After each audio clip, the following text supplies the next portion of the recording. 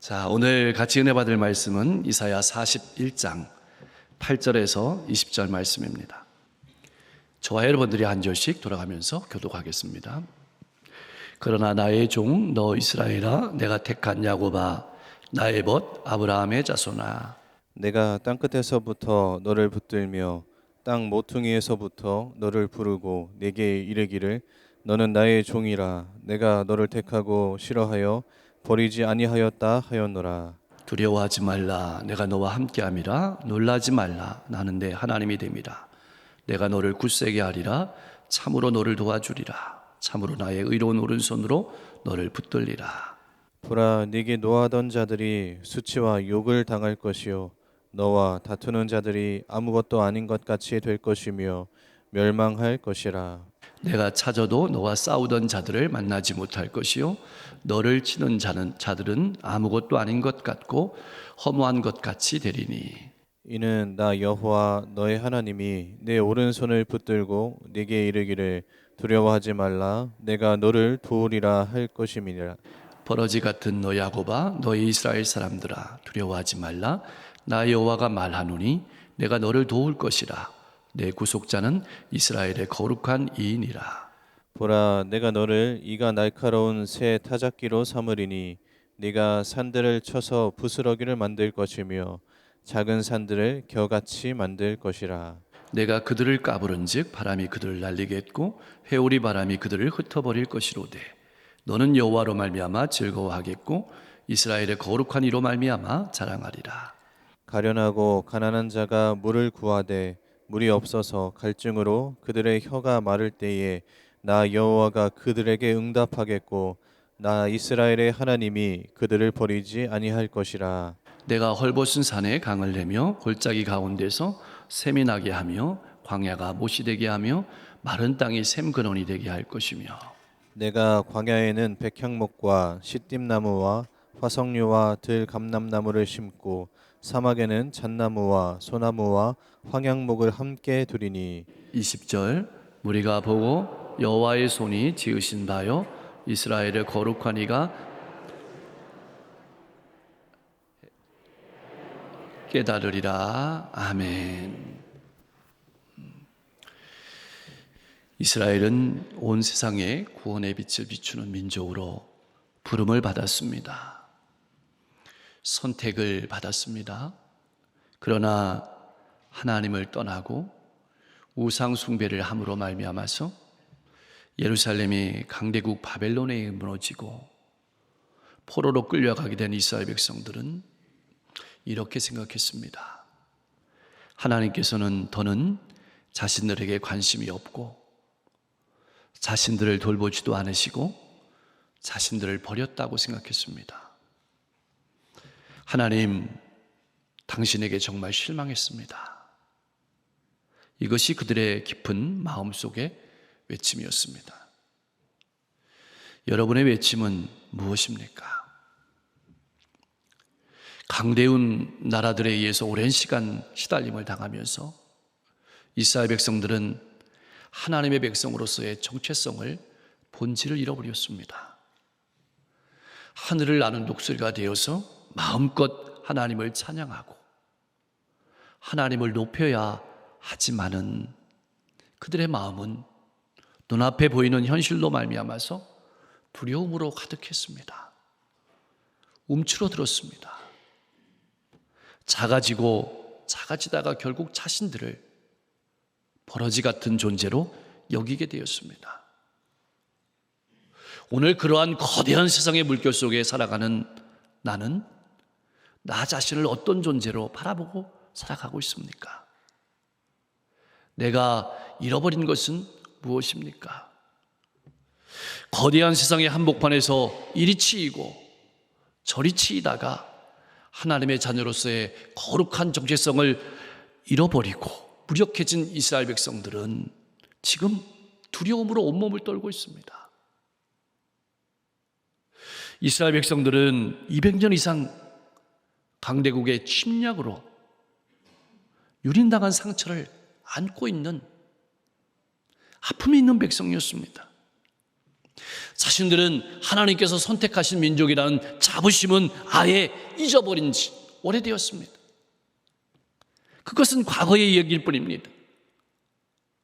어디를 봐도 그들에게 하나님의 자녀라는 정체성은 보이지 않았습니다. 그들은 강대국의 군합발에 짓밟힌 패배자요, 노한자요, 상처 입은 자였습니다. 빼앗기고 매맞고 유린당한 기억만이 그들의 기억이었습니다. 어쩌면 살아있는 것만으로도 기적이라고 감사하며 생각하며 살아가는 백성이었습니다. 내일은 어떤 인생이 펼쳐질지 알지 못하는, 기대할 수 없는 것이, 그런 두려움이 사로잡힌 인생이 그들의 인생이었습니다. 그들이 살아가고 있는 바벨론 땅은 그들에게는 마지막 땅이었습니다. 땅의 끝이었습니다. 여러분이 서 있는 곳은 어디입니까? 혹시 땅 끝은 아닙니까?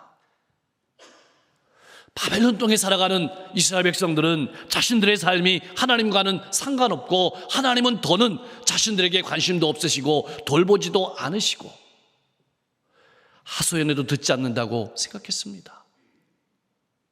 이리 치이고 저리 치이고 아무도 알아주지 않고 고통과 절망 가운데 살아가는 자신들을 바라보며 그들은 스스로를 버러지 같은 인생이라고 생각했습니다. 새 번역은 이 버러지라는 말을 지렁이로 번역했습니다. 여러분, 지렁이가 어떻습니까? 비가 오면, 비가 조금이라도 오면 땅속에 숨어있는 지렁이는 마치 제 세상을 만난 것처럼 밖으로 나와 돌아다니지만, 비가 그치고 땅이 마르면 어디로 돌아가야 할지 몰라서 땅이 마르면서 자신의 몸도 같이 말라갑니다. 여러분, 그런 지렁이를 밟으면 꿈틀대고 아파하지만 그렇다고 그러한 상황을 헤쳐나갈 능력도 없습니다. 이것이 딱 이스라엘 백성들의 모습이었습니다. 가련하고 볼품없는 모습도 닮았고 흙을 파는 모습까지도 정확하게 닮았습니다. 포로로 잡혀간 이스라엘 백성들은 유프라테스 강가에서 강둑을 쌓으면서 운하를 만드는 작업을 하고 있었습니다. 흙을 푸고 있었습니다. 매질을 당하면서 피와 땀이 범벅이 되어서 흙을 나르는 그들의 모습은 딱 지렁이와 같은, 버러지와 같은 모습이었습니다. 사랑하는 성도 여러분, 내 인생은 어떤 모습입니까? 나는 내 인생을 어떤 인생이라고 생각하며 살아가고 있습니까? 그런 아픔의 현장 한가운데로 하나님께서 찾아오셨습니다. 그런데 이스라엘 백성들을 찾아온 하나님께서는 놀라운 말씀을 하시는 겁니다. 나의 종 내가 택하냐고? 나의 벗 이스라엘 자손아. 베드로 사도를 통해서 하나님께서는 우리를 이렇게 부르셨습니다. 베드로전서 2장 9절 말씀인데요, 우리 같이 한번 읽어보겠습니다. 그러나 너희는 택하신 족속이요 왕같은 제사장들이요 거룩한 나라요 그의 소유가 된 백성이니 이는 너희를 어두운 데서 불러내어 그의 기이한 빛에 들어가게 하신 이의 아름다운 덕을 선포하게 하려 하심이라. 아멘. 여러분, 이들은 흔한 민족 중에 한 민족이 아니었습니다. 이들은 하나님의 종이었습니다. 하나님이 가장 아끼시고 사랑하는 백성이었습니다. 이 말은 하나님께서는 이들을 결코 한 번도 잊으신 적이 없다는 뜻입니다. 여러분, 이 종이란 말은 비천하는 뜻이 아닙니다. 여기서 종은 놀라운 구원 사역을 위해서 부름받은 존재라는 뜻입니다. 택했다는 말은 하나님께서 가장 아끼시고 사랑하는 소중한 존재라는 뜻입니다. 그리고 벗이라는 말은 가장 친근하고 사랑하는 존재라는 뜻입니다. 여러분, 종이다, 택했다, 벗이다, 이 말을 종합하면 아무리 모든 희망이 사라져 보이는 것처럼 절망적인 상황이라 할지라도 하나님께서는 택한 백성을 절대로 버리지 아니하시고 아끼시고 사랑하시고 함께 하신다는 표현이 오늘 말씀입니다. 그 아픔과 고통의 현장 가운데 하나님이 함께 하셨습니다. 그렇다면 왜 하나님께서는 택하신 백성을 바벨론 포로로 가서 고단한 삶을 살아가게 하셨을까요? 그것은 싫어서가 아니라 죄악을 정결케 하고 단련시키고자 함이었습니다. 사랑하는 성도 여러분, 이것이 하나님께서 우리를 바라보시는 눈이고 하나님이 우리를 향한 마음입니다. 하나님께서는 우리를 놀라운 구원 사역을 위해서 부르시고 택하셨습니다. 이 사실을 잊으면 안 됩니다. 하나님은 나를 아끼시고 사랑하십니다. 다른 이들이 보기에 내 인생도 버러지 같을 수 있습니다. 지렁이 같을 수 있습니다. 비참할 수 있습니다. 꿈틀 때 보지만 어찌할 수 없는 인생일 수 있지만 하나님께서는 여러분을 하나님의 종으로, 하나님의 택하신 사람이라고 부르십니다. 우리는 모두 버러지 같은 삶 속에서 하나님의 부르심을 받은 사람입니다. 이것이 이스라엘 백성의 정체요, 우리들의 정체입니다. 사랑하는 성도 여러분, 그렇다면 나는 하나님을 어떤 분으로 바라보고 믿고 살아가고 있습니까? 하나님을 향한 속상한 마음을 가지고 살아가고 있지는 않습니까?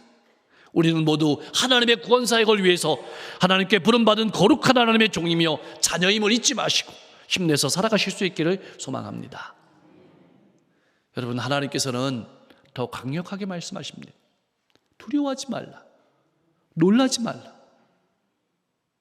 성경에 가장 많이 나오는 말씀이 두려워하지 말라는 말일 것입니다. 이 말을 뒤집으면 내가 너를 사랑한다는 말일 것입니다. 지금 이스라엘 백성들이 살아가는 현실은 분명히 두려운 현실입니다. 소망을 잃어버린 현실입니다. 그러나 그런 현실이지만 하나님께서 두려워하지 말라고 명령하십니다. 그렇다면 왜 하나님께서는 택하신 이스라엘 백성들을 향해서 두려워하지 말라고 명령하시는 것일까요? 그것도 반복해서 말씀하시는 것일까요? 하나님께서 함께 하시고 하나님께서 도우실 것이기 때문입니다. 여러분, 우리가 인생을 살아가면서 아무리 상황이 어렵다 할지라도, 아무리 고단한 현실이라 할지라도, 우리 인생의 파도가 정말로 닥쳐온다 할지라도 왜 두려워하지 말아야 될 것이야? 두려워하지 말아야 될까요? 하나님이 나의 하나님이시고 하나님이 나와 함께 하시기 때문입니다. 이것을 한시라도 잊지 말라고 말씀하시는 겁니다. 자, 그렇다면 왜 하나님께서는 이스라엘 백성들과 함께 하시고 이스라엘 백성들을 돕는 것일까요? 그것이 15절 말씀입니다. 이렇게 기록되어 있습니다. 보라, 내가 너를 이가 날카로운 새 타작기로 삼으리니 내가 산들을 쳐서 부스러기를 만들 것이며 작은 선들을 겨같이 만들 것이라. 여러분, 이 말씀은 이스라엘 백성들을 세계에서 제일 강한 나라가 되게 하신다는 뜻이 아닙니다. 이스라엘은 지금까지 한 번도 그런 적이 없습니다. 이 말은 하나님께서 열방의 압제 가운데서 지렁이 같은 삶을 살아가고 있는 이스라엘을 사용하셔서 벌레 같은 삶을 살아가고 있는 택하신 백성을 사용하셔서 열방을 구원하고 심판하는 도구로 삼으시겠다는 뜻입니다. 우리를 통해서 그렇게 일하신다는 말씀입니다. 우리가 잘 아는 것처럼 타작기는 목재로 된 막대입니다.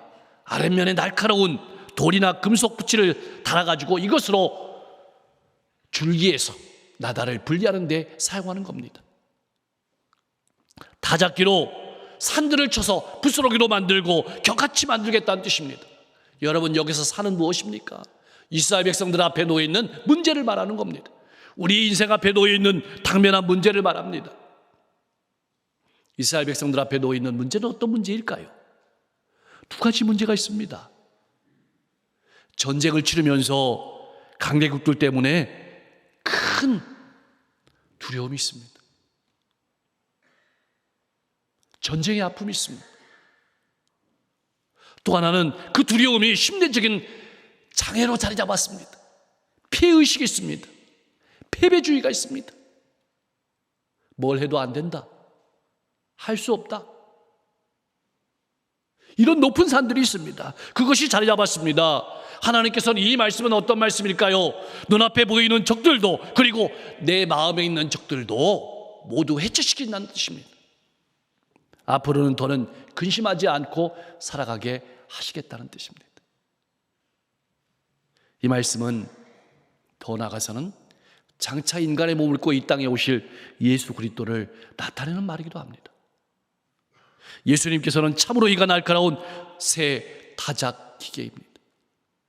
예수 그리스도의 말로 온 세상의 심판자이고 구원자가 되십니다. 주님을 따르는 자는 힘있게 설 것이지만 자신의 힘을 의지하고 세상을 의지하고 살아가는 사람들은 겨처럼 될 것입니다. 가루처럼 될 것입니다. 예수 그리스도 앞에서는 세상의 그 어떤 세력도 아무것도 아닌 것이 되고, 그 아무리 강한 사단도 덧없는 존재일 뿐입니다. 그것이 11절과 12절에 기록된 말씀입니다. 아무것도 아니다, 허무하다, 그렇게 성경은 우리에게 이야기하고 있습니다. 이 표현은 역사의 주관자이신 하나님과 하나님께서 부르신 이스라엘 백성들은 영원히 존재할 것이지만, 그토록 우리 눈에 강력하던 열방과 그들이 자랑하던 우상은 어느 날 모두 사라지고 찾으려 해도 찾을 수 없다는 것이 오늘 본문 말씀입니다. 그러기에 눈앞에 보이는 것들로 말미암아서 소망을 잃고 두려워하지 말고 하나님의 말씀을 붙들고 힘있게 살아가라는 격려와 소망의 말씀이 오늘 본문의 말씀입니다. 사랑하는 성도 여러분, 우리가 믿는 하나님은 어떤 분입니까? 여러분은 하나님을 어떤 분으로 믿고 살아가고 있습니까? 하나님께서는 택하신 백성을 위해서 응답하시는 분입니다. 그리고 새로운 길을 여시는 분입니다. 17절에서 20절 말씀이 바로 그 말씀입니다. 하나님께서 놀라운 미래를 약속하시는 겁니다. 왜 하나님께서 이렇게 하시는 것일까요? 아브라함과 맺은 언약을 신실하게 지키려고 하시는 겁니다. 그들을 통해서 세상에 복을 전하기 위함입니다. 하나님께서는 반드시 말씀을, 약속을 지키시는 겁니다. 하나님께서 반드시 응답하십니다. 누구에게 응답하시는 것일까요? 17절 말씀에 보니까 가난하고 가련한 자에게 응답하십니다. 누가 가련하고 가난한 자입니까? 1차적으로는 바벨론에서 포로 생활을 하고 있는 고통받는 이스라엘 백성들이 가련한 백성입니다. 가난한 자입니다. 그런데 궁극적으로는 하나님의 은혜를 바라보고 하나님께 의지하며 살아가는 모든 성도를 가리키는 말입니다. 여러분, 하나님께서 언제 응답하십니까? 물을 구하지만 물이 없어서 갈증으로 그들의 혀가 마를 때 구원하십니다. 우리가 절망하며 탄식할 때 구원하십니다. 택하신 백성이 심한 고통 중에 빠져서 구원이 절실할 때, 하나님께 부르짖을 때 하나님께서는 그들의 기도를 들으시고 반드시 구원하신다고 약속하신 겁니다. 여기서 중요한 것은 구원은 오직 하나님을 신뢰할 때 주어지는 것임을 보여주고 있습니다. 오늘 본문 말씀은 우리에게 이렇게 질문을 던지는 겁니다. 누가 역사의 주관자냐? 누구를 신뢰하고 살아갈 것인가? 이렇게 묻고 있는 것입니다. 지금 나는 누구를 신뢰하며 살아가고 있습니까? 18절 말씀은 같은 의미의 말을 4번이나 반복하고 있습니다. 헐벗은 산, 골짜기, 광야, 마른 땅. 여러분, 이 모든 것은 한 가지를 가리키고 있습니다. 더 이상은 소망이 없는 곳이다. 절망적인 곳이다. 고통스러운 곳입니다. 여러분, 우리 인생에 수많은 헐벗은 산이 있습니다. 골짜기가 있습니다. 광야가 있습니다. 마른 땅이 있습니다. 기대할 수 없는 그런 소망이 없는 그런 땅을 하나님께서는 어떻게 하신다고 약속하셨냐면 강을 내신다, 샘이 나게 하신다, 못이 되게 하신다, 샘의 근원이 되게 하신다. 근데 여러분, 표현에 잘 유념해 보십시오. 하루 비가 오게 하신다, 이런 말이 아닙니다. 잠깐만 해결하게 하시겠다는 말이 아닙니다. 근원적으로 해결해 주시겠다는 말씀입니다. 아무런 소망 없이 살아가고 있는 선민 이스라엘 백성들에게 은혜를 베푸셔서 그들을 회복시켜 주신다는 말씀입니다. 이 말씀은 아무런 소망 없이 살아가는 인류에게 생수의 근원이 되시는 예수 그리스도를 보내셔서 풍성한 생명의 물을 공급하시겠다는 뜻이기도 한 겁니다. 자, 이제 우리는 가장 중요한 질문 앞에 서 있습니다. 왜 하나님께서는 인도하시고 택하신 백성들이 가는 길에 강과 샘과 못을 주시는 것일까요? 이것이 중요합니다. 왜 우리의 인생의 사막을 샘으로 바꾸어 주시는 것일까요? 그것은 자신들 가운데, 우리 인생 가운데 역사하시는 하나님의 임재를 느끼게 하라는 것입니다. 몸으로 느끼게 하라는 것입니다. 그래서 역사의 주관자가 하나님이심을 깨달아 알고 내 몸으로, 내 삶으로 알고, 그리고 내 삶을 통해서 하나님이 어떤 분이신지를 나타내게 하시려고 그렇게 하시는 겁니다. 하나님께서는 택하신 백성을 절대로 버리지 아니하시고 구원하시며 새로운 미래를 여시는 분임을 깨달으라고 이 말씀을 하시는 것입니다. 그래서 우리의 인생에 눈을 열고 힘있게 기쁨을 가지고 살아가라고 우리를 도전하시는 말씀이 오늘 본문의 말씀입니다. 자, 사랑하는 성도 여러분, 우리가 믿는다는 것은 어떤 의미일까요? 여러분이 믿는다는 것을 어떻게 생각하고 있습니까? 교회에 왔다 갔다 하는 걸로만 생각하고 있습니까? 아닙니다. 그것은 세상에 자랑하는 것의 본질이 무엇인지 아는 겁니다. 그토록 세상이 자랑하는 것의 본질이 무엇인지 깨닫는 것입니다. 그것이 아무것도 아니라는 것을 아는 것입니다. 공허한 것임을 깨닫는 것입니다.